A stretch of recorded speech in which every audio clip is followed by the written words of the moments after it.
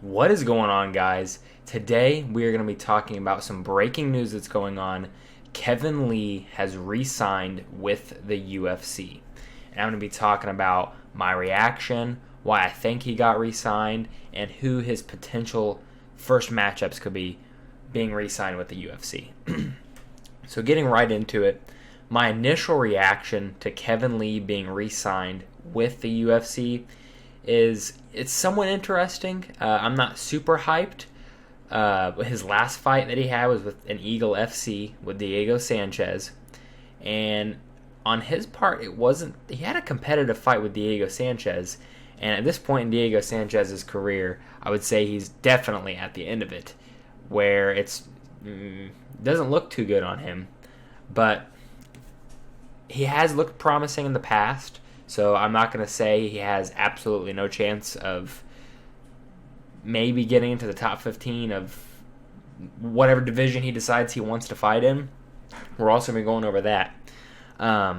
So yeah, most of the hardcore fans know who Kevin Lee is, so maybe you could get some people interested who are really into MMA, but most of the casuals might not know who he is, which does it hurt, does it help? Doesn't really matter in my opinion. But my personal opinion, don't really care. It's going to be interesting for sure, yes. Now, why I think he got signed? Because if you go back and you look, he has said that he did not want to re-sign with the UFC, that he was thinking about wanting to get into the PFL so that he could do the $1 million tournament, which I don't blame him if he thinks he's good as he is. Which at one point at least he was pretty good, because he did fight for an interim title against Tony Ferguson. However, he lost. So at one point he was good. I'm not saying he's a bad fighter, but obviously it's a step down in competition when you go to the PFL. For the most part, not saying there isn't good competition in the PFL or any of the other organizations for that matter, but yeah, obviously he didn't go through with doing that. So I think what happened was he got his new manager, Ali Abdelaziz, which we all know is really close with the UFC management-wise. He manages a lot of fighters that are in the UFC, a lot of successful fighters that are in the UFC. So I think he kind of has his hand in the door there and can kind of push things. Because, I mean, if you think about it, what does the UFC have to lose from re-signing Kevin Lee? I mean, let's say they re-sign him and they give him a tune-up fight, if you will. Maybe somebody right outside the top 15, depending on whether he chooses to do lightweight or welterweight. Let's say he wins that tune-up fight, and then they give him somebody that's ranked. Let's say they go through with that. All right, so then he's successful. Okay, it's he's good at running his mouth, so that can help maybe bring in some viewers to the fights. That's good. And if he doesn't do any good, he loses 2 or 3 fights in a row, and then they cut him again. They haven't come out and say how many fights are on his contract, so I'm just going to assume maybe it's 3 fights. That seems kind of standard for people, but again, it's a re-signing, so I don't know the standard for people who are getting re-signed.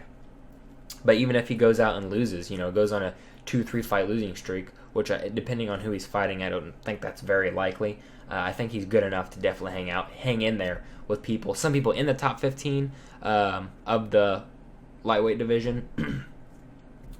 But I think he'll get at least a couple wins. But anyway, moving on. So yeah, his new manager, Ali Abdelaziz, I definitely believe that is the reason he got re-signed to the UFC. I think if he was under his old management, which I don't know who that was, or if he even had a manager at all, I'm not sure. I just remember seeing, I think it was on Twitter. I think I follow him on Twitter. I think I saw him tweet out, he's got a new manager, being Ali. And then maybe it was a month later, signed to the UFC. Put 2 and 2 together there. Now, let's talk about where I think he's likely to fight, whether that's lightweight or welterweight. And who I think he's most likely to fight. And there's really a couple scenarios here with what the UFC might want to do, or he might want to do. I think most likely, I could see it two ways. One, if he returns to lightweight, it's because that's where he's had the most success in the UFC.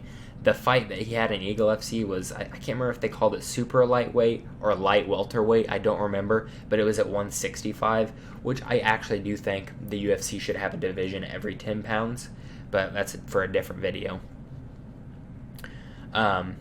So he'd have to be cutting back down to 155, which he obviously can do. He's done it before, and that's also where he had the most success. So I think it's probably most likely that he would turn to lightweight, but there is a chance that he could return to welterweight. He maybe doesn't want to cut that weight anymore. Give him a little bit extra pounds he doesn't have to cut. But again, he didn't have as much success at welterweight than he did at lightweight in the UFC. So you have to take that into perspective. Now, if he comes back at lightweight, these I think are his most likely opponents, or at least in my opinion, who his most likely opponents are. Now, there's two different ways you could see this. Are they going to bring him in and immediately give him a top 15 fight? Or are they going to want him to kind of work his way back up the ladder? Whether that's just with somebody who's just outside the top 15, maybe like the top 25, top 30, or just throw him in. And I can honestly see it either way. And another thing I can see happening is the UFC trying to build somebody else off of Kevin Lee's name. Whether, and we're going to get into who I think they could potentially build it off of, but that's also, I could see that as a likely scenario. So if they want to go unranked, I could see them giving him to maybe a Terrence McKinney, even though he just had that kind of bad knockout loss. So again, depending how they want to look at it, if they had Terrence McKinney and Kevin Lee fight, the way you look at it is if Terrence McKinney wins, that's a great name for him because he was kind of getting some hype built up around him until that recent loss. And then if Kevin Lee wins, Terrence McKinney's not a bum at all. So that could kind of help him. Maybe his next fight would be in the top 15. Going off of Terrence McKinney, the guy that beat him, the Bonfim brothers, if you will, I could potentially see him get a matchup with one of them. And then something that's kind of, I was thinking, who else could they do to either build Kevin Lee's name, build this fighter's name, or it would ruin this fighter's reputation probably, and help give Kevin Lee some hype depending on who won or who lost. And that would be Paddy Pimblett. Yes, Paddy Pimblett. I hate to use this as an example, but the fight that Kevin Lee had with Diego Sanchez was a very competitive fight. I saw Diego Sanchez did an interview saying that he didn't even do a training camp. All he did was jiu-jitsu, grappling. That's all he did. He didn't do a striking training camp. It was just strictly grappling. So just with his prior knowledge, obviously he was a long-term fighter. With striking, he just did what he already knew and worked on his grappling. So I could see them trying to say, oh, maybe I think Paddy could beat him and give Paddy that matchup. And if Paddy Pimblett went out there and beat Kevin Lee, either via decision or he could submit him, because I don't see Paddy Pimblett knocking out Kevin Lee, that would be a very good name on his resume. And they would either do one of two things just because of his star power. They would either somehow give him just a top 15 spot. They would just gift it to him. He wouldn't have to fight anybody. Or they would give him whatever they deemed the most winnable matchup in the top 15, which, to be honest with you, I don't know who that is without looking at the rankings right now, and that's a topic we could talk about in a whole nother video. So yeah, if we're going to go ranked, if they're just going to throw him in, give him a ranked opponent, I'd say it's probably going to be one of the either 15, 14, or 13, which I believe is Grant Dawson 15, Drew Dober's 14, and Renato Moicano is number 13. Those would be probable. I think those are the people who don't have fights booked, because I know Jalen Turner does. Dan Hooker is fighting Jalen Turner. Arman Sarukian doesn't have a fight booked. I think he's ranked number 10. I have it opened up right here. Arman Sarukian's ranked number 9. And RDA also does not have a fight booked. But I don't know if they would just throw him in to like top 10. I was thinking maybe they would give him like someone in the top 15 first. Then he gets the win, then he can work back up. But that's just if they immediately give him a top-ranked opponent and not somebody just outside of the rankings. Now, if he decides to return at welterweight, to be honest, I don't really know who they would give him, like just outside of the rankings. But I had a couple people in mind if they were to give him somebody that's already in the top 15, and I have a crazy one for the last one. So they could give him Neil Magny. Neil Magny's coming off that loss to Gilbert Burns, which I don't even know why that was terrible matchmaking. The Gilbert Burns fight was terrible matchmaking. That's a winnable fight for Kevin Lee. I'm not saying Neil Magny would be outclassed or anything, but it's at least winnable, I guess. Another person would be Michel Pereira. I think that's how you say his name. He's also ranked in the top 15 of the welterweight division. Crazy striker. So I don't really know how that matchup would go. I'd have to go over the tape on him. But that's somebody else who doesn't have a fight booked in the top 15 of the welterweight division. And probably I think the craziest one that I have there on the list is Khamzat Chimaev. And it does, on the surface, it sounds very risky, and it is. Because if Khamzat goes out there and loses to Kevin Lee, I don't want to say Khamzat's done for, but he'd be pretty close to done for.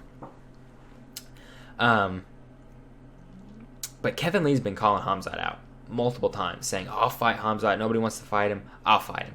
But he's said that in the past over and over with Khabib. I think what Kevin Lee does is he just finds an opponent, a big fight that, for whatever reason, maybe he thinks he can win, maybe he doesn't think he can win, but he just wants to get that spotlight. And he knows Khamzat is a hot ticket right now. So he's trying to get that fight, or at least he was. Do I think that's very likely? Probably not. But I think Khamzat would destroy Kevin Lee personally. But if they did give Khamzat, if that was a fight that they did make, it would, in Khamzat, which I'm sure he would win, it would just build his name up even more, especially with the hardcore fans, because they were going to give Khamzat Nate Diaz. And we saw how that fight would have happened. I guarantee it would have been like just about the same thing that happened to Kevin Holland that would have happened to Nate Diaz. But it would help build Khamzat's name even more than it already is. So that is my reaction to Kevin Lee getting re-signed with the UFC, why I think he was re-signed with the UFC, and who I think he fights next.